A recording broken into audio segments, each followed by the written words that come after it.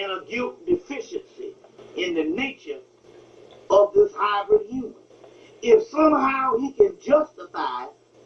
or she can justify their actions, and it can be falsehood on when they justify it, it can be a fantasy, then somehow they can overt or avoid responsibility based on guilt. And they do it all the time. They generally think that God is going to bless America. You know what I'm saying? Mm-hmm. They generally think, based on whatever propaganda, that they are righteous. And everything is divine in what they do and what decisions they make, even if it's allowed the decision to kill off indigenous people. Just like they justified the war on Iraq. But they went in there and they fought a war and they killed, not only did they kill, was it thousands of Americans that got killed, but it was thousands of Iraqis that got killed. But the thing about it here is they went in to stop weapons of mass destruction and to get Saddam Hussein. And when they got in there, they didn't get Saddam Hussein and they haven't found no weapons of mass destruction. But because they have a sociopathic nature, only thing they got to do is create another scenario that will justify what they did. And the sociopathic nature of the guilt deficiency will compensate for whatever hideous aspect and reason that they go up in there, that they did go up in there and stuff. So we're talking about the nature of an immigrant human. He's called the intruder in the Kabbalah. An intruder is a person that wasn't there in the beginning, but is now intruding and masquerading as it being a legitimate human being. And how do they do that? They dehumanize others just to pull off the charade of them being human. Mm-hmm. So they level other people, and then they will put on an example of how they are human. You see what I'm saying?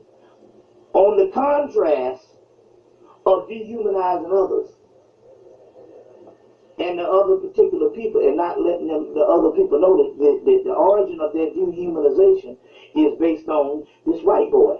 So he can somehow mask his pathologies and his damn insanities and his inhumanness by dehumanizing others.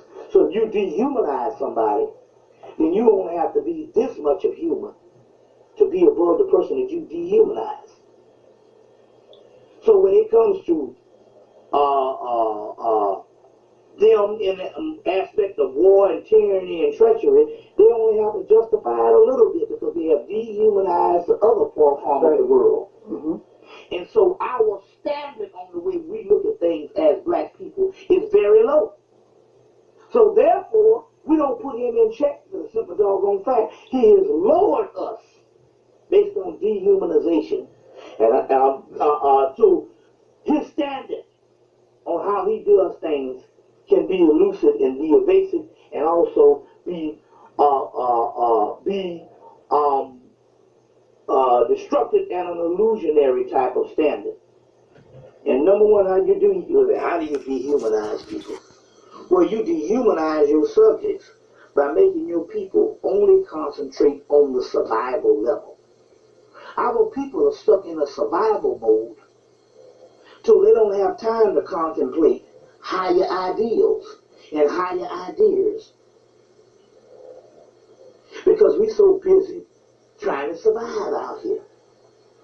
You see, so if he has false ideals on the European thought on what he thinks is noble, you will accept that because you're on such a low level of survival. You see, and because you have lost your blueprint of what is human, your record of what is humane. You see what I'm saying? Because that has been destroyed, you will take anything he gives you. And he'll take anything you give you because you being in the mud. Even getting fed on the battlefield is a high level. You see what I'm saying? So we can't detect nothing and stuff because our state is so deplorable. And the ones who are living high on the hog, they have merged themselves with him in ideas and ideals until they're just nothing but honorary white folks. Well, let me say this to you, brother.